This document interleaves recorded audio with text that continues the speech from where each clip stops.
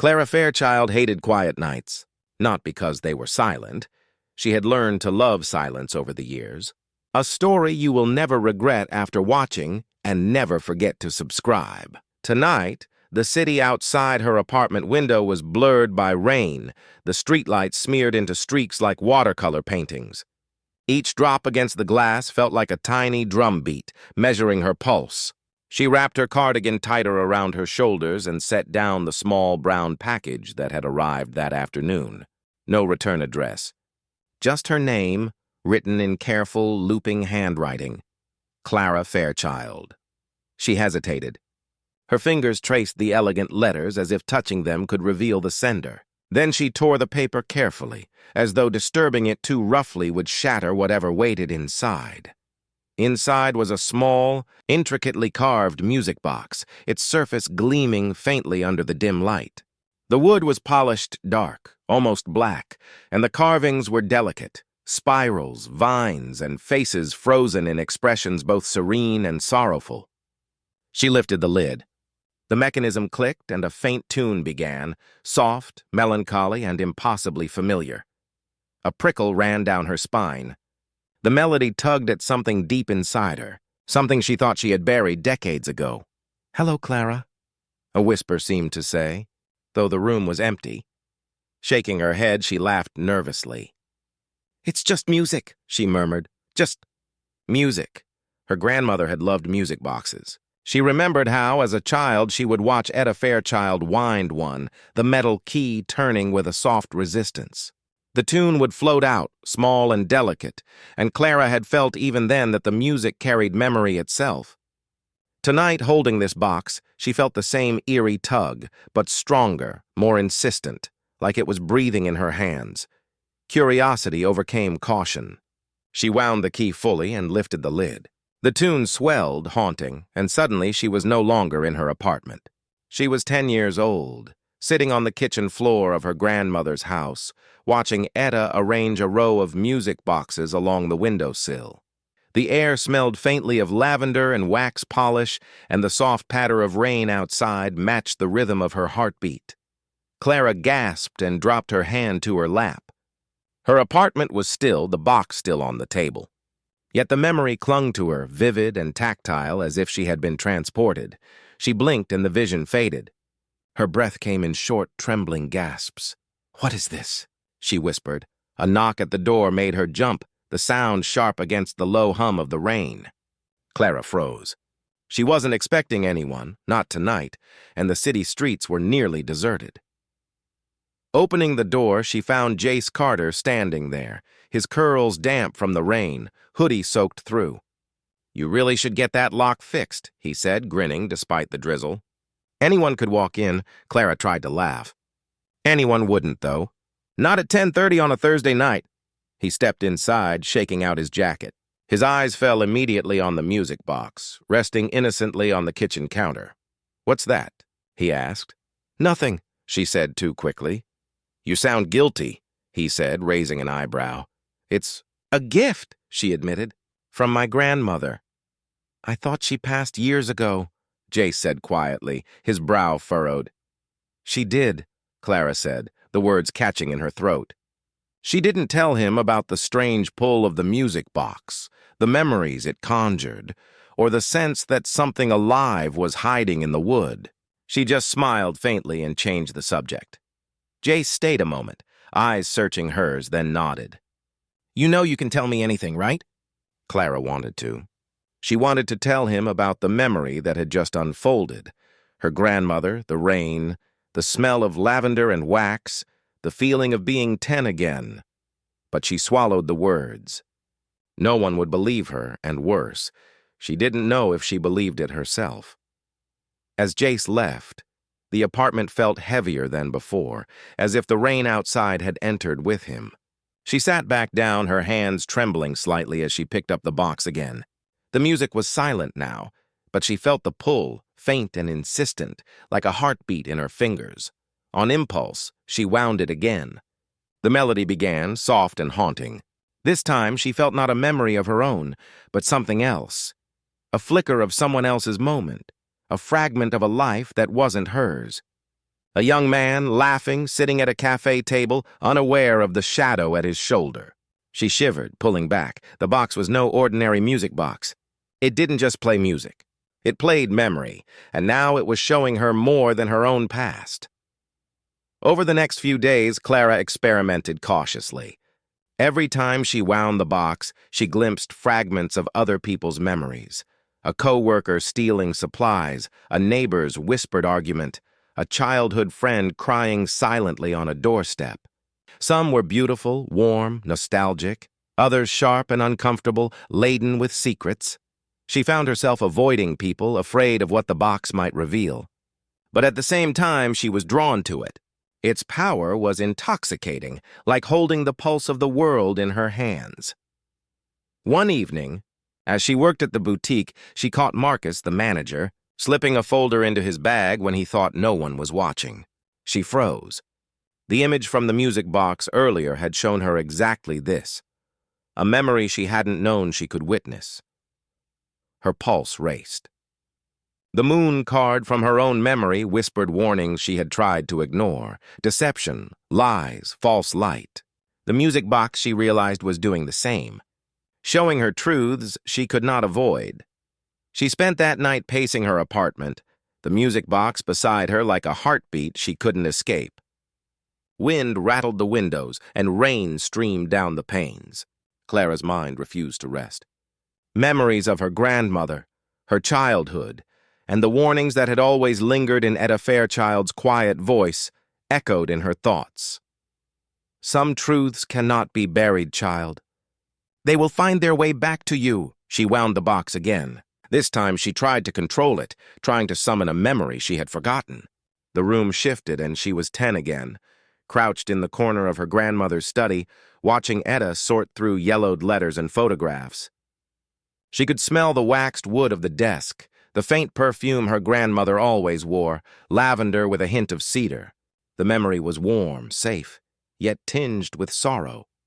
When the music faded, Clara felt tears on her cheeks.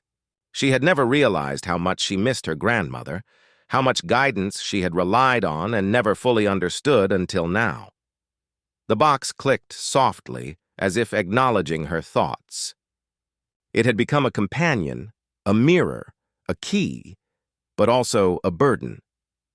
She knew instinctively that the deeper she explored its melodies, the more truths it would demand of her and of those around her. The next morning, Clara's resolve was firm. She would not run from what the music box revealed. She would face it. The box was no longer just a curiosity or a keepsake. It was a responsibility, a map of hidden realities she could no longer ignore. When Jace arrived later that day to check on her, Clara greeted him with a calm she didn't fully feel. "I need to show you something," she said, her voice steady. She handed him the box, explaining nothing, watching as his brows furrowed in cautious intrigue. As he wound the key, the same soft, haunting melody began. He gasped, eyes widening, as a memory not his own unfolded before him, the very moment Clara had seen with the young man at the cafe. This is impossible," he whispered. Clara's lips pressed together. "It's real," she said simply. And it's only the beginning. The rain outside had not ceased, but inside, the music box hummed with a life of its own. Clara Fairchild had no idea how far this would take her, nor the dangers that lurked within the memories it played. All she knew was that the world had shifted, and nothing would ever be ordinary again. By the time night fell, she had begun to understand that the music box didn't just show memory. It showed truth, and truth, she realized with a sinking heart, could be far more dangerous than any lie. Clara Fairchild could not sleep. The apartment was quiet, but the silence was heavy, almost tactile, pressing down like a weight on her chest. She lay in bed, staring at the ceiling, listening to the faint hum of the radiator and the distant murmur of the city beyond her window.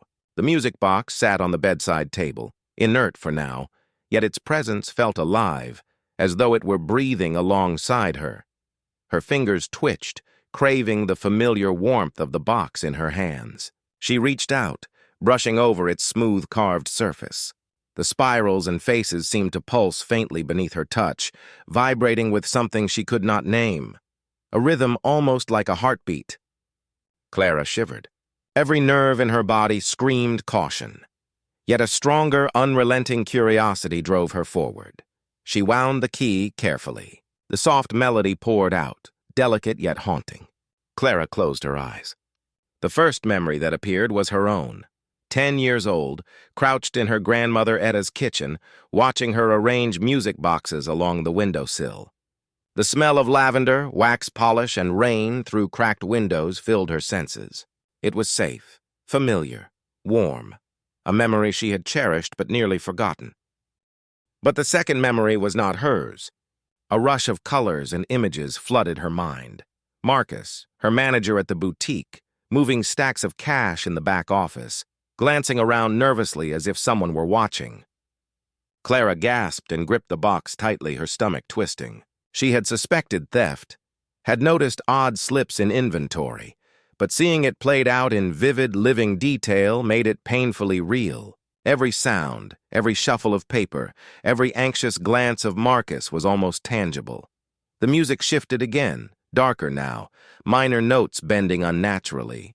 A figure appeared outside her apartment, tall, indistinct, shrouded in shadow. The rain streaked their face, making it impossible to see, yet Clara could feel the malevolence radiating from them. A chill raced down her spine. The box's melody seemed to react, urgent and insistent. Jace, who had stayed the night after insisting he couldn't leave her alone, moved closer. "Clara." His voice was low, tense. "You need to stop. This is too much. We don't know what we're dealing with." "I can't stop," Clara whispered, voice trembling. "The box. It's showing me things I need to see. I can't ignore it anymore."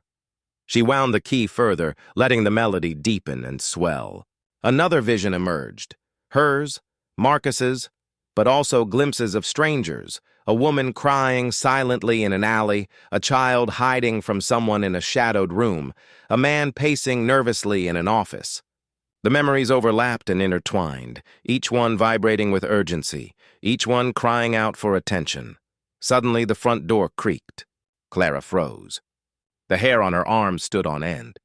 Jace went to the window, peering into the dimly lit street. "No one," he muttered. But Clara knew better. The box had already warned her. Someone was out there, watching, waiting. Before she could react, a shadow moved across the living room. Marcus stumbled into the light, drenched from the rain outside. His face was pale, sweat mixing with the rain, eyes wide and haunted. I didn't mean for it to get this far," he stammered. I didn't know what else to do." Clara's chest tightened. "You stole from me." "From everyone." "How could you?" Her voice trembled, a mixture of fear and anger. "I had no choice," Marcus said, voice cracking.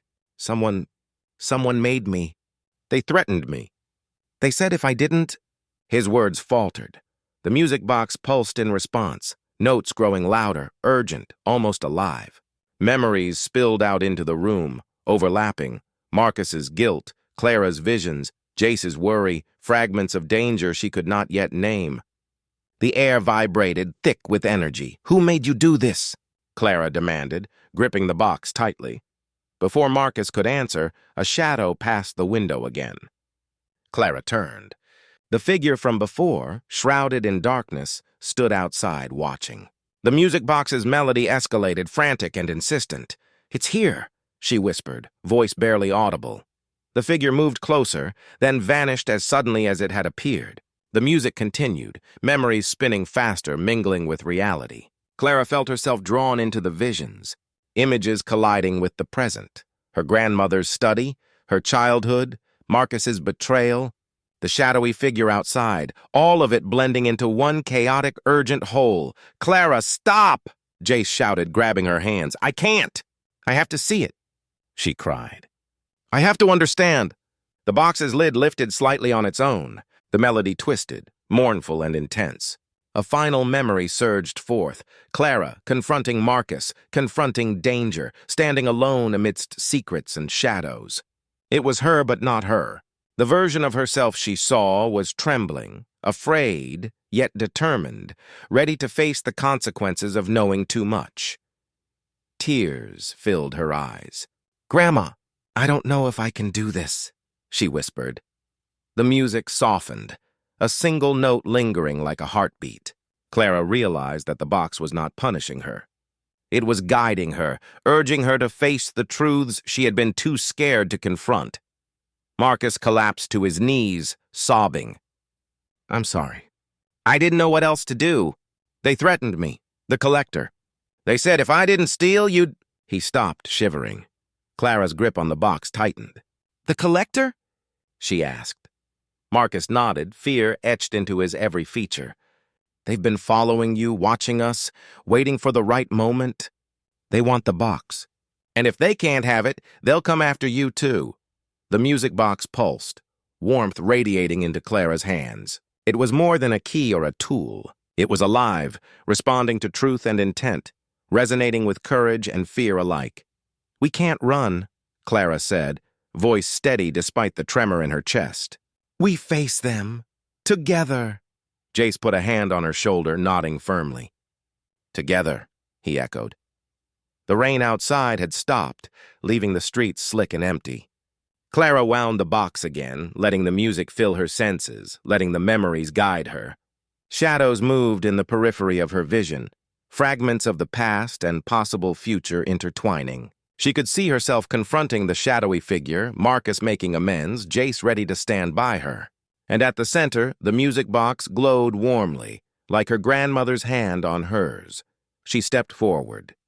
"I know who you are," she said, voice steady. "And I know what you want. But the box doesn't belong to you. It belongs to the memories, to the truth. I won't let you take it." For a long moment, silence. Then the figure outside the window melted back into the shadows. The music softened, the memories slowed, and the apartment felt still once more. Clara exhaled. The storm had passed, yet its echoes remained, fragments of the past, lessons, truths she could not unsee. She looked at the music box, finally understanding. It was not a weapon, not a curse. It was a guide, a mirror, a key to seeing the hidden, confronting fear and finding redemption. Weeks passed. The city remained its usual mixture of light and shadow, but Clara's apartment felt different. Brighter, warmer, quieter. The music box sat on her table, ever present, a reminder of the truths she had faced and survived. Marcus had begun to make amends, choosing honesty over fear. Jace stayed at her side, loyal and steadfast. Clara wound the box one final time. The melody was soft, serene, a lullaby of hope, courage, and understanding. Memories came, not fragments of fear or betrayal, but moments of connection, love, and warmth.